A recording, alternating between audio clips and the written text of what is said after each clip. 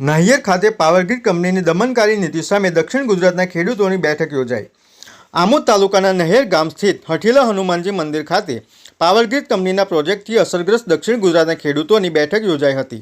બેઠકમાં સુરત જિલ્લા ખેડૂત સમાજના પ્રમુખ પરિમલ પટેલ તથા દક્ષિણ ગુજરાત ખેડૂત સમાજના પ્રમુખ રમેશ પટેલ ઉપસ્થિત રહી ખેડૂતોને માર્ગદર્શન આપ્યું હતું। ખેડૂતોની બેઠકમાં સર્વાનુમતે નિર્ણય લેવામાં આવ્યો હતો કે રાજ્ય સરકાર ખેડૂતોની વ્યાજબી માંગણીઓ અંગે તાત્કાલિક સ્પષ્ટ લેખિત નિર્ણય જાહેર કરે તથા અસરગ્રસ્ત તમામ ખેડૂતોને કાયદા મુજબ યોગ્ય અને ન્યાયસંગત વળતર આપવાની માંગણી કરી હતી। ખેડૂતોએ એક સૂરે જણાવ્યું હતું કે હવે માત્ર મૌખિક આશ્વાસનો ખેડૂતોને સ્વીકાર્ય નથી।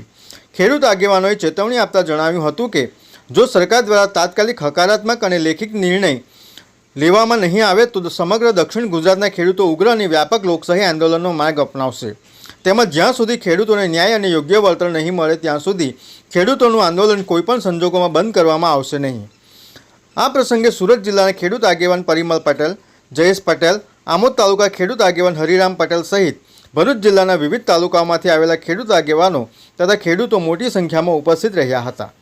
આજે ભરૂચ જિલ્લામાં પાવરગ્રીડની અને સ્ટરલાઇટની જે લાઈનો જાય છે 765 કેવીની એના વિરોધમાં મોટી સંખ્યામાં ખેડૂત સમાજના નેજા હેઠળ એકત્ર થયા અને જે આખા ગુજરાતમાં આંદોલન ચાલી રહ્યું છે એ જ પ્રમાણે દક્ષિણ ગુજરાતમાં એટલે કે ભરૂચ, સુરત, નવસારી અને તાપી જિલ્લામાં એક મોટું સંગઠન બનાવી અને પ્રદર્શનો કરવાનું આયોજન કરી રહ્યા છે અને ખેડૂતોમાં એક ખૂબ મોટો આક્રોશ છે કે જ્યારે અમારી આટલા કરોડોની જમીન અમને પૂછ્યા વગર પોલીસનું બળ પ્રયોગ કરીને અમને સાંભળ્યા વગર જો અમારા ખેતરોમાં થાંભલા નાખવાના હોય તો એ અમને મંજૂર નથી અને એના માટે અમારે જે લડત કરવી પડે એના માટે અમે તૈયાર છે અને એના માટે સૌએ ખેડૂત સમાજની આગેવાની પણ સ્વીકારી છે।